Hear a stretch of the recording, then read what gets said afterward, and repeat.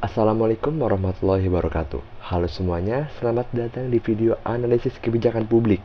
Pada kesempatan kali ini, saya, Gilang Ramadan, akan membahas program kebijakan makan siang bergizi gratis yang menjadi salah satu rencana strategis pemerintah untuk meningkatkan kualitas sumber daya manusia di Indonesia.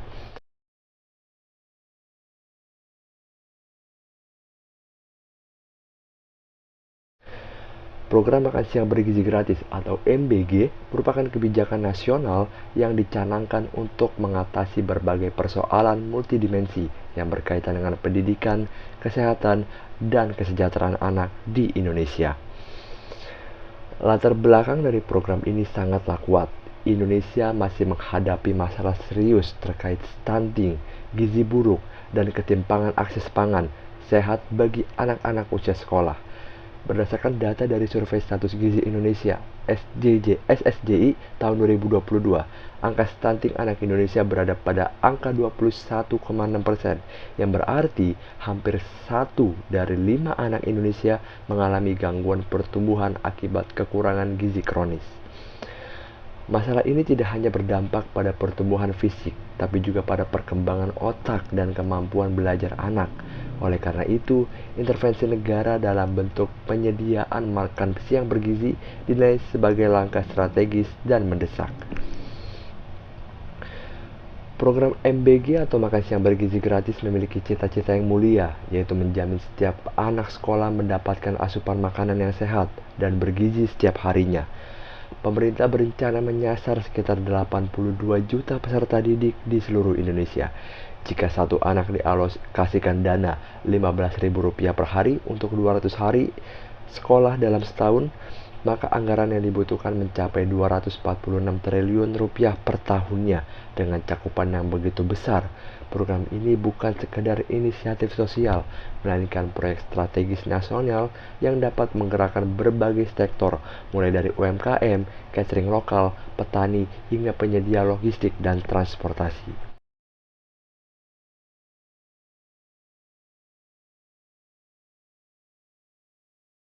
Namun, dalam praktiknya, program makan siang bergizi gratis tidak semulus yang dibayangkan. Sejumlah permasalahan serius mulai terungkap di berbagai daerah.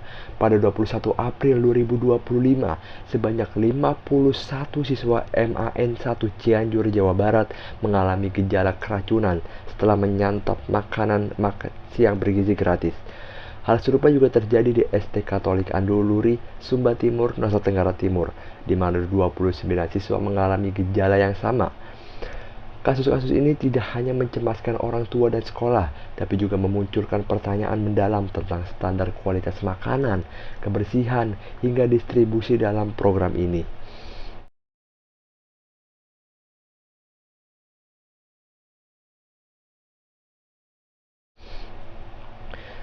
Selain masalah kesehatan, aspek tata kelola dan finansial juga menjadi sorotan. Di Jakarta Selatan, penyedia catering makan siang bergizi gratis wilayah Kalibata mengaku mengalami kerugian hingga hampir 1 miliar rupiah akibat keterlambatan pembayaran oleh yayasan pengelola. Bahkan di Sumeneb, Madura, petugas dapur makan siang bergizi gratis atau MBG memilih berhenti bekerja karena merasa terbebani oleh beban kerja yang tinggi dengan upah yang tidak sebanding. Masalah bertambah kompleks ketika muncul dugaan adanya monopoli dalam pengadaan peralatan dapur oleh Badan Gizi Nasional atau BGN, yang seharusnya hanya berperan sebagai lembaga pengarah dan pelaksana kebijakan, bukan menjadi pelaku usaha. Penyaluran anggaran program makan siang bergizi gratis juga menyimpang dari peraturan yang berlaku. Berdasarkan Peraturan Menteri Keuangan PMK nomor 132/PMK.05/2021 tentang mekanisme pelaksanaan anggaran bantuan pemerintah pada kementerian negara atau lembaga. Bantuan seharusnya disalurkan langsung ke penerima manfaat, namun kenyataannya dana MBG justru disalurkan ke mitra eksternal BGN yang bukan merupakan pihak langsung penerima manfaat. Pasal 25 ayat 3 dari peraturan tersebut menegaskan bahwa bantuan sarana dan prasarana harus langsung masuk ke rekening penerima. Skema ini dinilai membuka ruang bagi praktik penyimpangan anggaran, bahkan korupsi. Kita tentu masih ingat kasus korupsi bantuan sosial COVID-19 yang dilakukan oleh mantan Menteri Sosial, Juliari Batubara. Pola korupsinya serupa, sangat mungkin terjadi jika sistem pengawasan dan transparansi anggaran MBG tidak diperkuat. Tidak hanya pada aspek kelembagaan, kualitas layanan MBG di lapangan juga menunjukkan ketimpangan yang nyata. Di berbagai sekolah, makanan disajikan dengan wadah stainless steel yang aman dan layak pakai. Namun, ada pula sekolah yang menerima makanan dalam wadah plastik yang berpotensi mengandung bahan kimia berbahaya jika digunakan untuk makanan panas.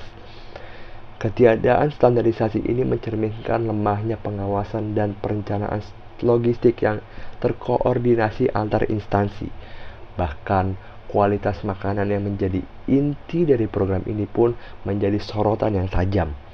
Ada sekolah yang menyajikan telur rebus yang tak layak dikonsumsi, sementara di tempat lain, siswa mengeluhkan rasa makanan yang hambar atau bahkan membuangnya karena tidak enak.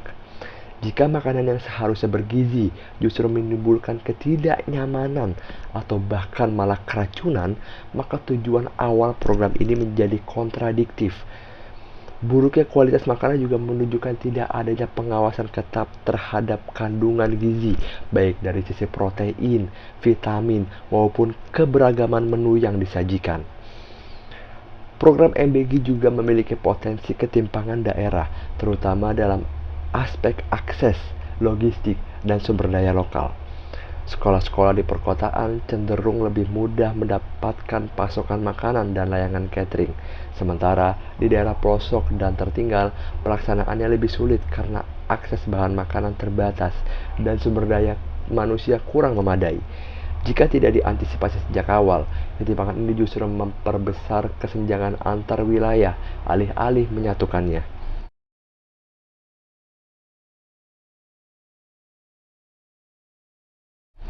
Namun demikian, kita tidak boleh sepenuhnya pesimis terhadap program ini.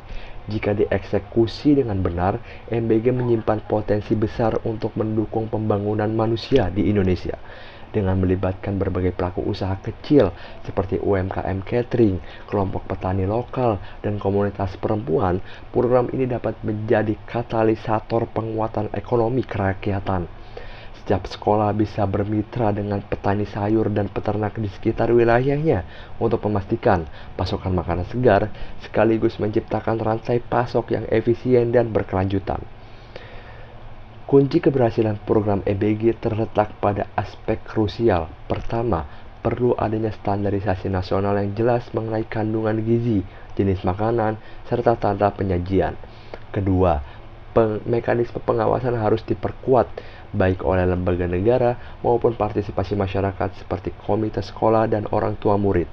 Ketiga, anggaran program haruslah bersifat transparan dan akuntabel dengan sistem pelaporan berbasis digital yang mudah diakses publik. Keempat, pelatihan bagi penyedia catering lokal harus diberikan agar mereka mampu menyajikan makanan bergizi sesuai standar. Di sisi lain, pemerintah juga perlu merancang sistem insentif dan perlindungan bagi tenaga kerja dapur, agar mereka mendapatkan upah yang layak dan bekerja dalam kondisi yang manusiawi. Selain itu, penting juga untuk membangun sistem keluhan dan umpan balik siswa dan orang tua, agar kualitas program terus dievaluasi secara partisipatif. Sebagai penutup, kebijakan makan bergizi gratis bukan sekedar soal memberi makan. Ini adalah upaya besar negara dalam membentuk generasi yang lebih sehat, cerdas, dan berdaya saing. Namun, kebijakan ini tidak akan berhasil jika dijalankan dengan tergesa-gesa, tanpa kesiapan infrastruktur tata kelola dan pengawasan yang benar-benar matang. Diperlukan komitmen bersama dari pemerintah pusat, pemerintah daerah, sekolah, pelaku usaha lokal, dan masyarakat untuk memastikan bahwa setiap anak di Indonesia mendapat manfaat dari program ini. Dengan demikian, mari kita jadikan program makan siang bergizi gratis bukan hanya simbol politik atau agenda kampanye, tapi benar-benar sebagai bentuk nyata kehadiran negara dalam menjamin masa depan anak-anak di Indonesia. Sekian dari saya. Wassalamualaikum warahmatullahi wabarakatuh.